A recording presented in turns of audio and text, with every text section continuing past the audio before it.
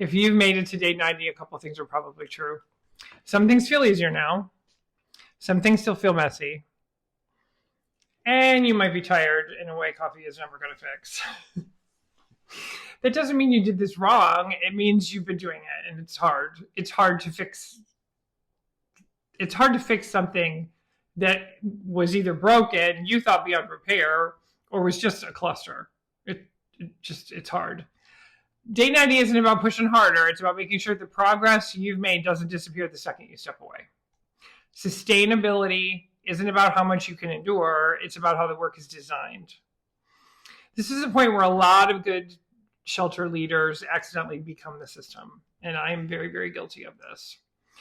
It starts out like, I'll just take care of it. It's easier if I do it myself. That's me right there, that one. I have to remind myself and stop myself. I don't want to bother anyone. I'll just do it. That comes from caring. I get it. You care about what's happening. But when everything routes through you, the shelter doesn't actually function on its own. It survives while you hold it together. That's a design problem. It's fixable. By now, you don't need more systems. You need to see which ones actually work. What keeps running when I'm not here? What stalls or blows up when I step away? What still lives only in my head? What processes are still in your head and you haven't implemented those yet?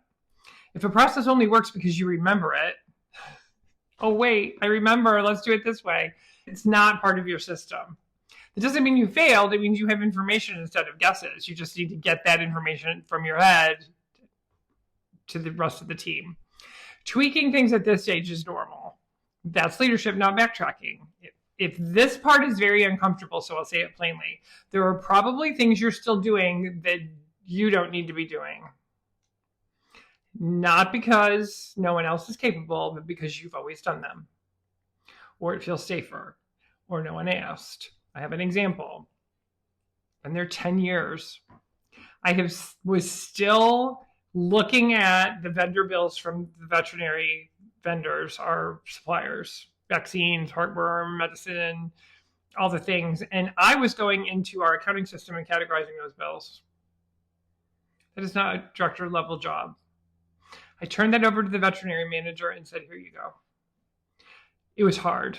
It's hard to turn over things that you're used to doing, but you got to do it.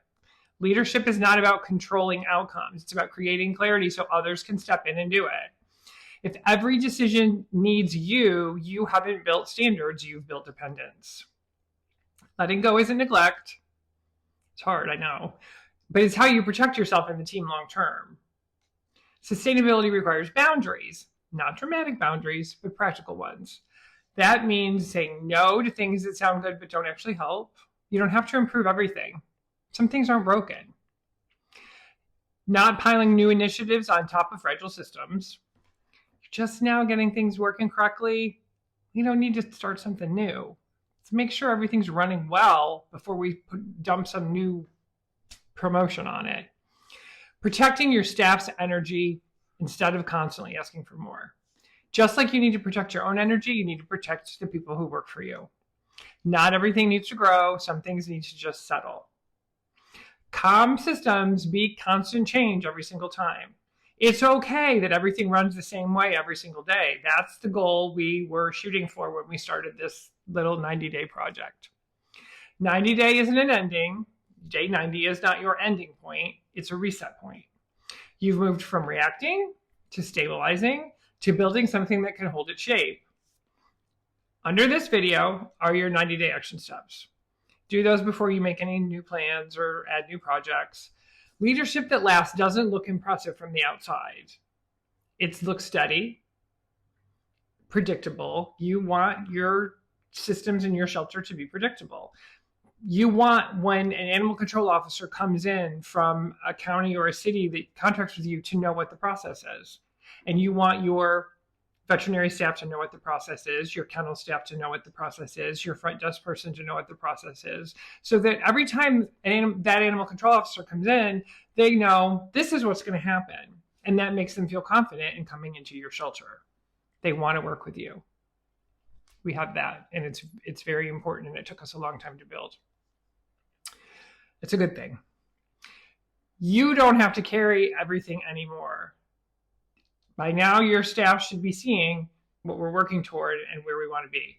You need the systems to keep working when you step away. That's how shelters survive hard seasons, leadership changes in real life. Real life means I go on vacation and the place doesn't fall apart. I'm going to a conference. The place doesn't fall apart. Everybody knows what their job is. Everybody does their job. That's the goal you're shooting for. Hope you enjoyed this. Thanks for being here.